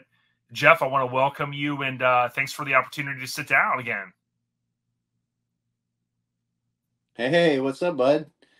Thank you for having me. Yeah, no doubt. No stranger to OLP. Also, one of my title sponsors, as I always tell people over on Lincoln Attic Podcast. It's always good to sit down. It's been about a year since I've been out there. Had such a blast. And I think we got a good topic today that we're going to be able to, maybe get inside the minds of some of our friends and mini truckers. And if nothing else, Jeff, just really pass on the good word, man. Yeah, I'm excited about today. I been thinking about this for a year now, and I'm ready to open up a little bit and tell my story about what happened to me and my life-changing experiences. But I'm pretty excited about a lot of things right now. So one of them is the Paradise Fire Truck 5-year anniversary today from when the fire took the whole town away. And then Jason brought the truck to us and rebuilt it, and he's enjoying it. And now it's for sale. So I'm pretty excited about that. Yeah, if anybody happens to catch this within the next few, let's say, week or so, to your point, Jeff, it's on Bring a Trailer. I love that site, and definitely a tip of the cap, so to speak, on this build. I don't know Jason, you do, but I can tell you this. I think I found him years ago when he had built that CEO sled, the Cadillac. I know you love those, but definitely a cool ride. And like you said, 5th anniversary. I think the city was named Paradise, and this truck, for those that don't know, was a part of that fire. And it's weird, Jeff, how sometimes something cool can come out of a tragic situation, if that makes sense. Absolutely. The truck actually was on the news when they're in a helicopter filming the town burning down. The truck was on the news burning down on the news. Wow. So it was, I guess, popular before it was popular. Yeah, it's crazy. And I've told a few people before, although not necessarily a sponsor, but Motor Trend has a show where they kind of dig into car archaeology and stories. And they did a story on the Paradise Fire. And it was really heartbreaking to kind of hear some of the folks that obviously you and I know, Jeff, family and health is first. We'll be talking about some of that today. But something that was key was, you had these folks that when this fire started to get closer and closer to their homes, something we don't experience necessarily here in Florida, they literally had to say, hey, okay, we've got our belongings. We've got the family safe. Wow, some of these vehicles that have been passed down from generation to generation, they were potentially going to lose them. And it's just crazy what happened 5 years ago. Yeah, it is nuts. Anybody's not familiar with Paradise, it's a small town in the hills, and it's like literally one way in, one way out. And it's when they tell you to evacuate, you grab everything you can in your two hands and throw them in your car and get the hell out of there, you know? Yeah, that's what I've heard. A lot of people, there's not a lot of ways in and out, depending on especially where your property is and whatnot. Yeah. But It's not a very big town. Oh, yeah. About a week or two ago, you and I chatted. You reached out to me, and I appreciate you doing that.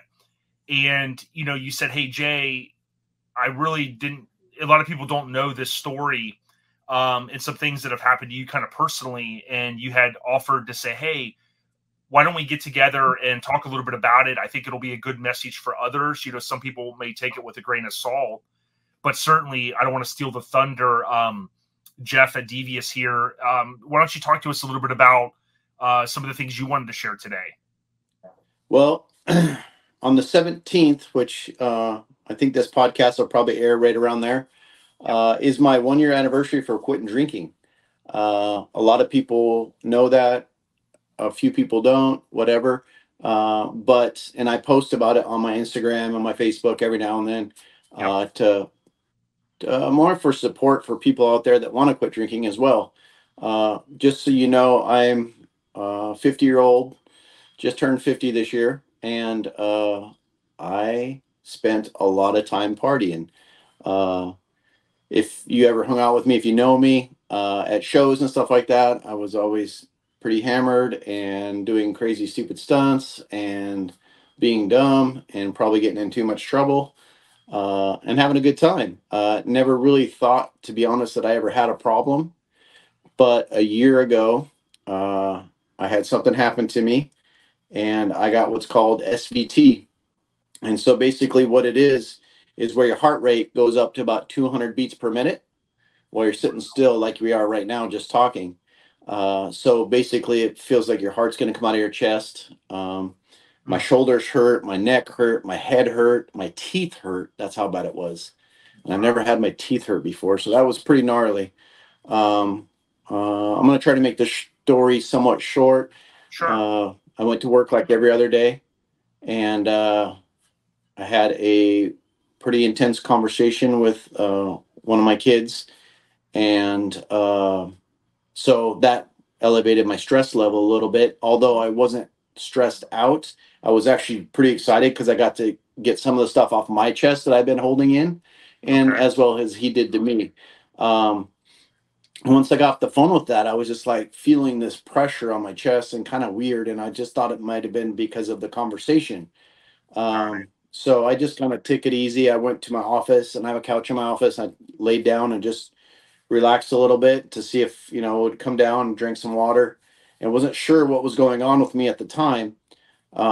So at that time, it was probably about 11:30, and I was getting hungry, and my dad came in to check on me, and I said, hey, let's go get some lunch. So we jumped in the car. I think somebody was visiting that day, so they were with us for the lunch. And of course we went to the bar and had a couple Tito's and water and lime, and had lunch, and then we went back to work. I had no idea at that point that I had a heart problem or anything was really majorly wrong with me, other than maybe a little bit of stress. A couple drinks definitely took the edge off. Got back to the shop, felt pretty good. Still elevated, but not horrible. Started talking to one of my buddies over here, and he thought it might be my blood pressure. So my mom brought her blood pressure machine down, and we checked my blood pressure, and it was right on point. Excellent. I've never had a blood pressure problem before. So I decided that I'm just going to go home and get cleaned up, and called one of my best friends, and he lives out of state, and he talked to me all the way home, and I didn't realize until afterwards that he purposely did that to make sure, one, I got home, and two, that I was still kicking. I got home. He talked me into going to the doctor and getting checked out right away. So I agreed to go to the emergent care or clinic or whatever, and just have them check me out real quick to see what's going on and make sure I'm all right. I did that. I walked in the door, and keep in mind, I drove there, which I do not recommend. And I've been yelled at by doctors and nurses and stuff for quite a while every time I tell them that. But I walked into the emergency care and they said, "Oh my, your heart rate is going through the roof. Would you like an ambulance?" And I was like, "What the hell do I need an ambulance for? I drove here. I feel fine."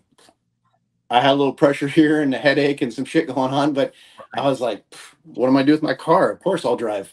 So I drove myself to hospital. Luckily, it was only across the freeway, about maybe a half a mile or so. When I checked myself in there, they admitted me ASAP. As soon as you have anything going on with your heart or any feelings like that, they started checking everything. Yeah, they just pulled me right into a bed. They hooked up all kinds of monitors and blood pressure machine. They even put the new defibrillator on me, which is a sticky patch that goes on the front of you and on the back of you, hooked to a crash cart right next to you. Yeah, it was pretty intense. I think I still have a few pictures from it. I really haven't told too many people this story. So picture me sitting there with about 30 or 40 wires hooked to me. I'm looking out and all I see is probably about 4 or 5 doctors and about 20 nurses. And then my mom and dad showed up and they were sitting to the left of me, watching all this go down. It's pretty intense and pretty scary. 2 IVs. They were injecting me with, I don't even remember, 2 or 3 different things to try to get my heart rate to come down. Everything they did not work. So at this point here, I'm pretty much freaking out. I'm sitting here watching my parents watch me, which no parent wants to watch their child in this position. And I mean, my mom and dad are in the 70s. So, if anybody's going to go, I don't want to be the first one. You know what I mean? And that was really hard to deal with at the time because it put an extra level of what the hell's going on right now. Sure. Story goes on. I didn't get my heart rate down for more than maybe 2 or 3 minutes at a time, and then it would spike back up, and they'd inject me with some more stuff. And so, doctor decided to give me a drug that actually shuts my heart off for about 15 to 20 seconds. Yeah, when you told me again, the other day, I was all like, these wires, defibrillator, all these people, literally the whole ER is in front of me, and the medical staff there to do anything it takes to keep me around and keep me going. The monitor is right behind me, and it had, your little heart rate going, do, whatever, and all your other stuff on it. And when they injected me in my IV with this stuff, literally the little line that goes on the screen just flatlined. And so, and then luckily they didn't have the volume on, but yeah, I had to turn around to look at it, and I was like, oh man. So the only way I can describe it is my whole body just kind of went blank. I could still move. I could feel everything. I could watch everything. I could understand everything. I could hear everything. I could talk. And about 15, 20 seconds later, it kicked off again. And the whole ER stood up and started clapping and got all excited and stuff. So my heart rate did go down. It only lasted for about 30 to 40 minutes. At that point, they gave me another drug through my IV bag, and that got my heart rate down, and it kept it down for almost 3 hours. And at the 3 hour mark, they were like, "You get to go home." And I was like, "Heck yeah," because I'm tired of being here. It was probably, God, I remember like 2, 3, 4 o'clock in the morning. My mom and dad are exhausted. They've been sitting there bobbing their head and weaving and stuff, and I'm like, I don't want to see them. They're 70 years old. See them not getting sleep and not taking care of themselves. You know what I mean? So, and then just before the 3 hour mark, my heart rate took off again. And so that was alarming. And I'm getting goosebumps now when we talk about it again. We then got admitted to the hospital, where they kept on pumping me full of this fluid that gets keeping my heart rate down. But I was having spikes in the middle of the night, and I was having spikes during the day where my heart rate would just go crazy and then drop back down. And they couldn't figure out what the problem was. I went through so many tests and so many different things, doctor visits, all for that them stuff. to try to figure it out. Yeah. So I hadn't even left the hospital at this point. I'm not in the ER anymore, but I'm in the hospital bed. And then they moved me around 2 or 3 times, and that lasted for about 3 or 4 days. I finally got my heart rate down under control, and then they sent me home. So that little short experience of 4 days changed my life. When my heart rate stopped, I didn't see a black screen or a light at the end of the tunnel or anything, but it definitely did stuff to my mind where I really questioned everything I was doing. I really questioned my relationship with a lot of people and kids and mom and dad and family and friends. And as you know, my best friend Courtney passed away, and I spent quite a bit of time with him in the hospital, and it made me really think about that. And we've lost several friends since then. Tom McWeeny just passed, and he had a heart attack. And I wish that's what kind of made me do this video, because I really want to speak out on it. Because I have a lot of friends that are my age or even younger or older that are in the same lifestyle as what I've done, what you've done. You know what I mean? We for fun, we go to shows, we sit in parking lots or a show, and we drink all day or all night or weekend or whatever. I mean, we get crazy, right? So that's what we did for fun, you know? And I just want to come on here and tell people that are doing that every day, and people that might think, hey, man, I'm kind of tired of drinking, or maybe I'm tired of hangovers, or, you know, I've gained a shit ton of weight, or I'm feeling like crap. There's options for you. And you know, again, when I was younger drinking and somebody quit drinking a little while ago, we talked about some of our friends.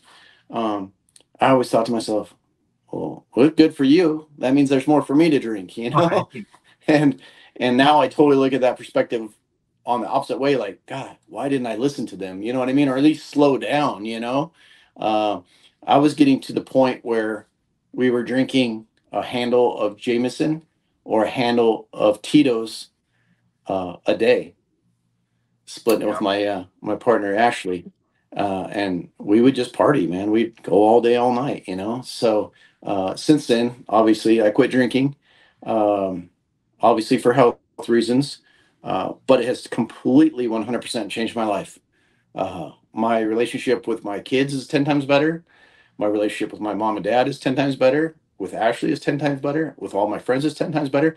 My business alone is better. You know, when you deal with so many customers a day, there are days where it gets to you and it's tiring and what have you. When you don't drink, it's not that bad. You know what I mean? Because you drink, you have this high spikes, you know, highs and lows, highs and lows, highs and lows. When you stop drinking, you have more of a mediocre. And where it took a little while to get used to it, and it took a little while and I worried about not being the life of the party, or not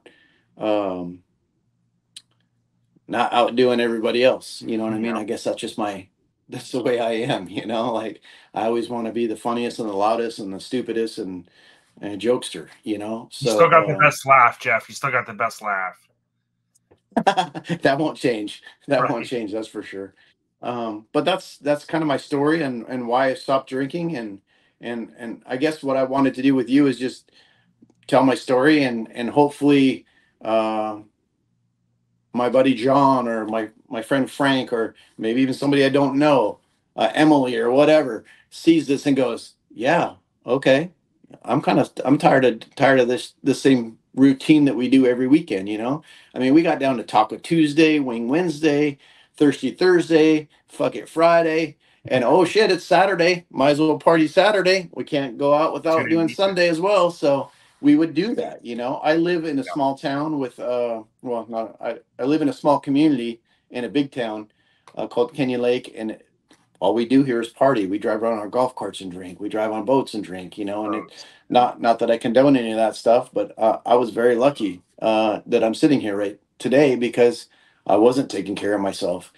So I kind of wanted to come on here and just tell everybody, you know, like, go see the doctor, you know, go get a checkup, go do whatever you have to do to make yourself better, you know. This is no joke, you know. Yeah, and I wanted to share now, this was just a quick list. This is not all encompassing, but I'll share this. You know, a few names came to mind before Jeff and I started, before we started chatting, Jeff. And, you know, there's a couple names on here that some of you may know. Obviously, there's other names on here that are, legendary guys. Tom McQueenie was someone that recently passed, but not all, everybody, some of these folks, we don't know exactly maybe why they passed and things like that. But I think something that would resonate with what Jeff's saying and what I wanted to mention is, we may not be medical experts and we're providing our views and opinions, but I can tell you this. If you look at things like assessing your diet or your drinking habits, like Jeff just shared that story with you, but nobody's going to argue with this. When you think of, Jeff as a car or a truck guy, we think of, you think of preventive maintenance on a car or a truck, you're going to go cross country. Some of us, truck guys, mini truckers, whatever you want to call us, we do more preventive maintenance maybe on waxing and washing our vehicle and the mechanical preventive maintenance and all of that stuff than we do on our own selves, and that's something that over the past few years, as I turned 45 this month, November's, kind of near and dear to my heart, I start to think like, wow, like I'm doing all this preventive maintenance because I want to drive 10 states over and I don't want to break down mechanically. But it's like, am I doing any assessment on myself to go, you know what, going hard in the paint, drinking every weekend, the weekends turned into the nights for me, 24 pack of Coors. Those are like waters to me. I could drink 8 or 10 of those. No big deal. But, you mentioned, Jeff, the golf cart things and situations like that. I look back, I think a lot of us do. A lot of adults look back and say, they can easily say, hey, I did some dumb shit in my time. But I look at stuff and go, yeah, how do I, I never wanted to get a DUI, and I haven't, knock on wood, I never wanted to get in a crash. And you hear these people that wreck into a family and they kill a family, but the drunk guy, just walked away with no harm. I didn't want to be that guy, I agree with you 100% on that. I was really lucky as well. I never got a DUI, never had one of those. Never really got caught up in too much doing dumb shit as far as that goes. Right. I can pretty much go outside anytime now I want. Get on my bike, get on my boat, my golf cart, my car, whatever, and drive anywhere I want because I don't have to worry about it. Yeah. And I was a Class A driver for many years, and I was really good about not drinking and driving. Once I let my Class A go, though, it was kind of like, oh, we can make it over there, and that's probably not the best decision ever, I was very lucky as well, Oh, yeah. Now, I did want to share this. Again, going back to the piece that I said earlier, many of you knew Sean Carlson. I did not know him personally. I had become friends with Trevor. His brother lives in Florida now, South Florida. And, obviously, again, when we look back at some of these names, we don't know the reason behind all of their passings. We know, to Jeff's point earlier, I think a key thing is it made me wake up and say, we're losing our friends. And when you look at someone like Sean, the Auto Week article that I pulled this from, mentions, of course, that he had passed from it was Brugada, I believe is how you pronounce it, Brugada syndrome.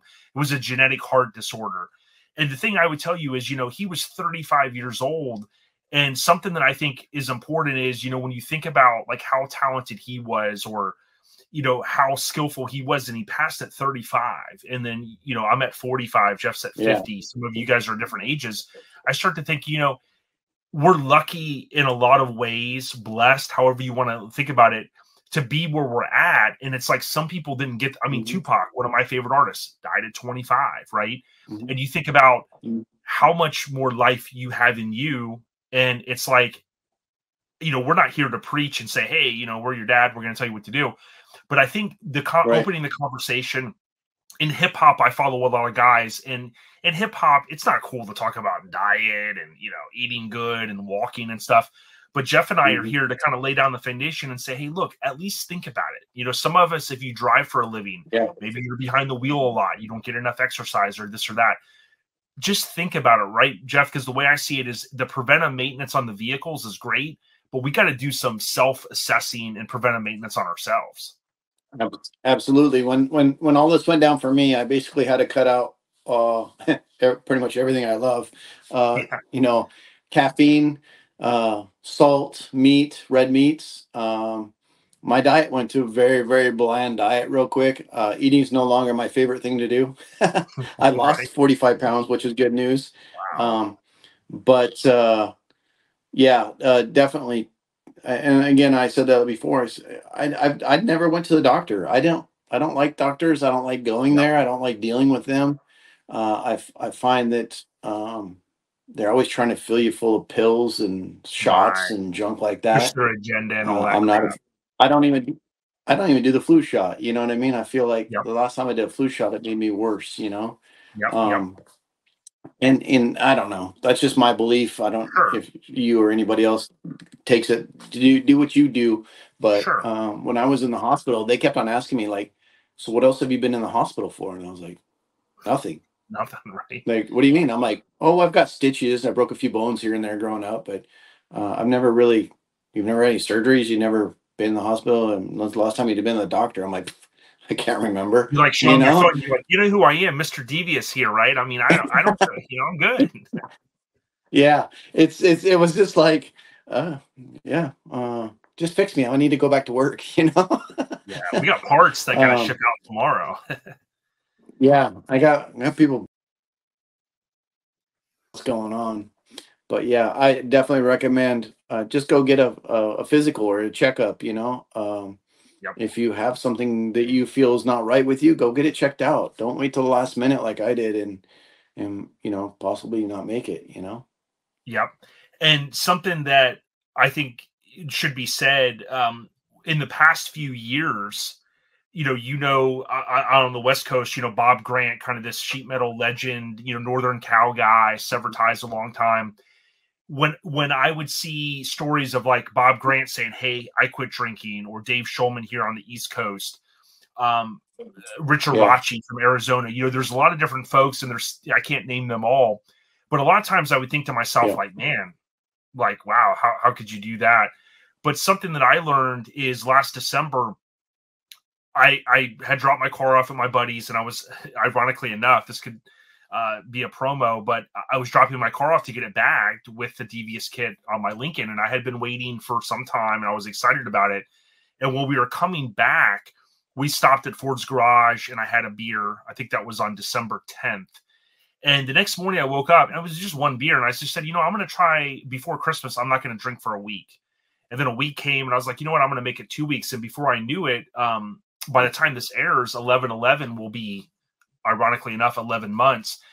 And I'm not here, and Jeff's not here, I'm sure, to tell you, exactly what to do. But here's something to think about. Even if you're going hard in the paint, think about dialing things back. I heard a story from Michael Phelps, the Olympian, I think one of the most decorated Olympians ever. He was talking about how he had a drinking problem. And I was like, man, Michael Phelps, that dude's like this, right? And what he ended up going on to say is, like, when he would get to the party, Jeff, he's like, dude, I would go hard because he wants to get to the buzz level so that he can get the party, or whatever, just start having fun. And that's what a lot of us do. So I look at things and go, hey, if you're drinking 7 days a week, try to dial it back, right? For you, it might be going cold turkey. And for other people, it might just be going, hey, you know what? I'm only going to have 2 beers now, not 10. So something to think about. Courtney Hallowell, I know, meant a lot to the world. When I went in the hospital. Yep. Sorry. Oh, I said when I was in the hospital, one of my other buddies here that was helping me out and kind of checking on me, make sure I got to the hospital, and and concerned about my health. He told me to tell the doctor, make sure you tell him you're an alcoholic. And I was like, who are you talking to? You're not talking to me. I'm not an alcoholic. I can quit whenever I want. And I did the week or two, month or two here and there, no drinking, and then started drinking again, whatever. Yep. And I started thinking about it. I was sitting there in the hospital. I'm like, he's fucking right. Because like lunch, I have drinks. You know what I mean? So yeah, when Bob Grant quit drinking, he told me, hey, I quit drinking and you should join me. And I'm like, I just laughed at him because I was like, why? Why would you do that? And now I'm like, oh, man, I should have listened to him a long time ago. I wouldn't be in this boat, Oh yeah. And when I mentioned Courtney Hallowell, I know he meant the world to you and to so many people. He was like one of those close guys, and rest in peace to him. And to your point, I wanted to hit upon this point real quick, is that when you think of the good friends that you have, or people that, I've got a few close guys that I can call, we joke around mafia terms, we call them a consigliere, and say, these are the guys like you can lean on to get that real advice. I think it's really the utmost importance to be able to have a close friend. And if you're having, some doubts about, hey, your health or where you're going in life, call up that friend and have those conversations. Because Jeff, it's kind of funny to me, if you think about 15, 20 years ago, the conversations we had, and now we get to our 45s and 50s, we start having conversations about, man, did you get your prostate checked? Man, how's your urine stream and all this stuff? And I'm like, wait a minute, are we like AARP card right? But those conversations, again, I mean, naturally, as we're getting older, we're maturing, we're getting to a point where those are the conversations, believe it or not, we should be having. I just hope, Jeff, that we don't start talking about white New Balances or Velcro. I have to tell you about soon.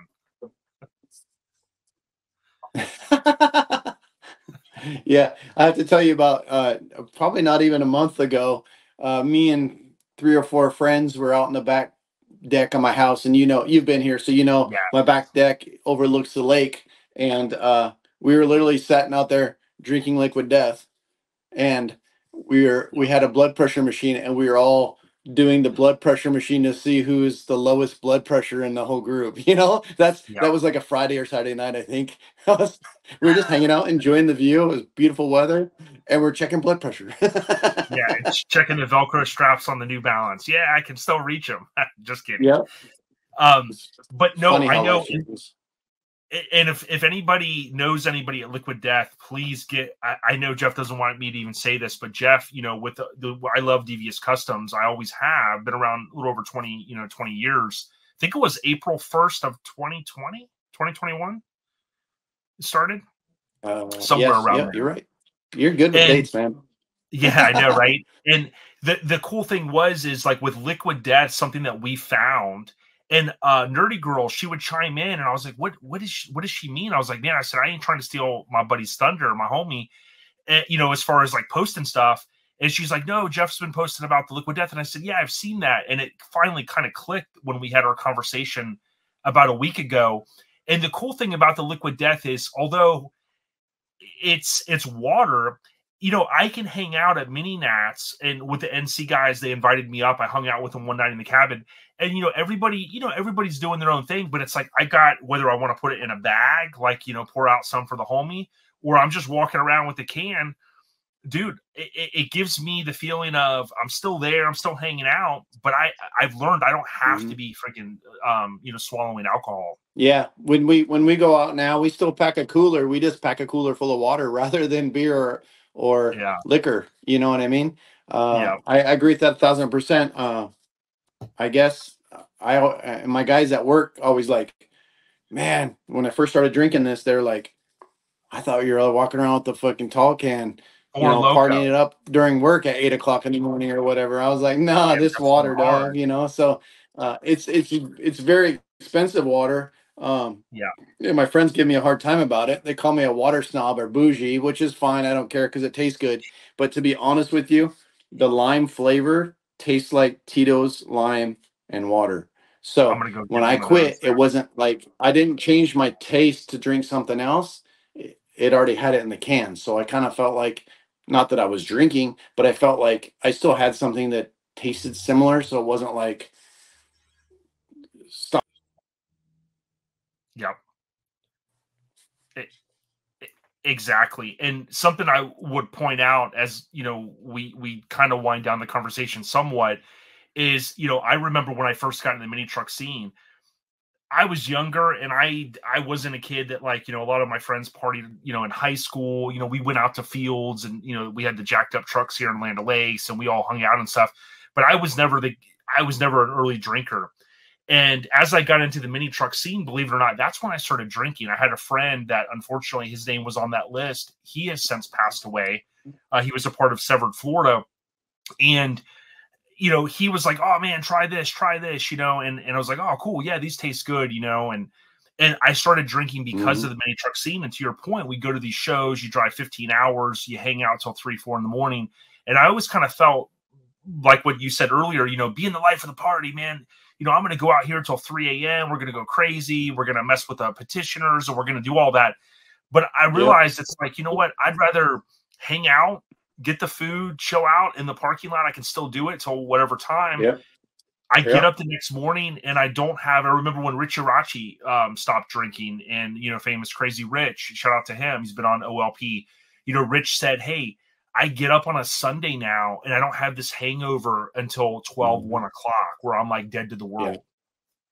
So, or I get up at 5, 6 o'clock every morning. And so without an alarm, I don't have to anymore. Like, I just wake up and I feel good. I'm ready to go for the day. I'm recharged. Yeah, I do go to bed a lot earlier now. And occasionally we'll stay up late, what have you. But yeah, absolutely. I don't miss that part of it at all. Yep. The next day is amazing, Oh yeah. And I think, my kind of closing thought would be that, again, everybody's going to be a little bit different, right? Some people are going to go, hey, I still like drinking. I want to do what I want to do. I think the key thing is, my takeaway for me is just try to assess what you've got going on. Like I'm trying to do better in my life about, spending, so much money and debt diet, if you will. And some people are on a health diet. Some people are on an alcohol diet, or whatever you're on. But certainly to be able to kind of get a bird's eye view of yourself from the outside sometimes is the thing. And for me, it's sometimes leaning on a friend to go, hey, I think I kind of have a problem here. What do you think? Well, I'm glad you asked. Let me give you some of my feedback. And then it's listening to that feedback. And then it's honestly taking action, figuring out what you may decide you want to do. And, to Jeff's point, I tip my cap to you, a year ago, you made a decision. December, I made a decision. We didn't even know what we had going on in our own lives, but certainly I felt like it was right for me. And that's all I would kind of express to everybody. Try to at least assess what you got going on and do what's right for you. Absolutely. And the cool part about me, when I quit drinking, obviously I had underlying issues, but my girlfriend, Ashley, she quit. My best friend quit drinking the same day I did. When that happened, he goes, you're going to quit drinking? I'm going to quit drinking too. And to me, a huge support group like that. And I don't mind if people drink around me. It doesn't bother me. Same. I'll still go to birthday parties. I'll go to Vegas, whatever. I just don't choose to sit around in the bottom of a bottle all night. I would rather, like if we go to Vegas, I'd rather go do as much stuff as we can and go enjoy it and remember it, versus just sitting in a bar all night or sitting in front of a slot machine just pounding drinks, times have changed. I guess I'm getting older. But for people out there that are listening or watching this, and you want to give it a try, I'm always there for a support group if you ever want to reach out, or if you just want to talk about the differences and changes or anything that I've gone through. If you've got SVT or somebody has it, it's a pretty common out there, I guess. It's about 50% of the population. So, and they do have a simple surgery to fix it. I'm going through the hoops to get that done. And it's a very outpatient laser. I'm sure it's something major still. It's still heart surgery, but they go in there and laser a couple spots out, and it makes electricity flow through your heart correctly. So mine basically doesn't, and we just want to get it right. I'm on medication right now, so I've been fine, and it's kind of tried and true because I've been on it for almost a year now. But I do want to get off medication and be able to live without it, because I'm not a big pill popper kind of person, or shots, or I just don't. I think the doctors nowadays almost don't want to cure you. Stuff. Yeah, they want to prescribe stuff. So I just don't like that. But I really want to give a shout out to everybody out there that has quit drinking, and that support me. And I definitely support them back, as well as you. As when you said you quit drinking, I was pretty proud of you as well. Appreciate that. It's kind of different when you start seeing your friends fall. You start losing friends, here or there, start going away, and it's like, if I would have spoke up about this, because I really didn't want to say anything about it. I didn't want anybody to know that I had heart trouble. I didn't want anybody to know why I quit drinking. Like, I just told them I quit drinking. But now the cat's out of the bag, and I'm being upfront and real because I feel like more people need to hear it, Yeah, and when we embraced it, I'm sure you've seen this with yourself with posting some different things. I got a buddy, Sean, from he's got a page all about Los Angeles, and he does a lot of pop culture stuff, and he's younger than I am. He's going to be out here next month in Florida. And when I would post things on my story, Jeff, he would respond and say, man, I really appreciate you posting that because I've recently stopped drinking and like I've been a little timid to say anything, or I was wondering if I was just being lame or whatever he said, you know? And I think like when we get this message out, there's going to be some people to go, you know what? I've kind of been on the fence, or you know what? I'm going to reassess. And I think, you know, we all often say health, people say health is wealth. But I've also said, you know, family first, but also to me, health is that it's right in line there because as you know, Jeff, you're a business owner. You've got I'm sure some of the things that keep you up at night is you think about this business that you have successfully ran, but then you have all of these employees, right? And the money has to come in to pay those employees so those employees can live. So, you know, you have even more things probably on your mind than the average guy, so to speak, that maybe just like me clocks in a 9 to 5 and goes home. So I salute you for helping get the message out. And certainly if we can help one person out, that's more than we probably ever thought 20 years ago that we'd be able to do. Absolutely. And that's the reason why I came on here and the reason I reached out to you is because I want to make a difference in other people's lives. I want to make things better. If it's just a phone conversation or this video, or it could be a lifelong friend like we are. Sure. I want to support anybody and everybody that can help. I definitely don't want to see any more of my friends go down, especially in the way that we were all headed, you know. So that's important to me. Yeah. In closing, I will say this. And I want to be around here to see my kids and my grandkids and all that fun stuff. So, oh yeah, that is, and shout out to your mom and dad. I know they're intricate people in your whole life. I always love seeing your dad. He's always got that smile. You talk about 70 years old. Last September when I was out there, he was in there running circles, in my opinion, on some of the younger guys. Right? I mean, he's a hardworking, true-blooded American dude, and I love seeing that. I think that's the backbone of our country. You and I were all USA 100%.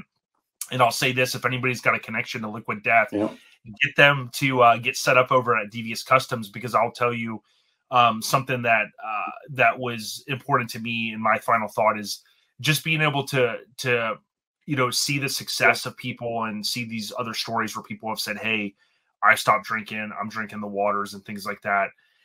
It just is a thing where it shows that we can all change. And some of the people would probably look at me as much as I drank at shows, or maybe Jeff, and say, wow, I mean, if these guys can do it, anybody can. So that's my last thought. Right. Jeff. Absolutely.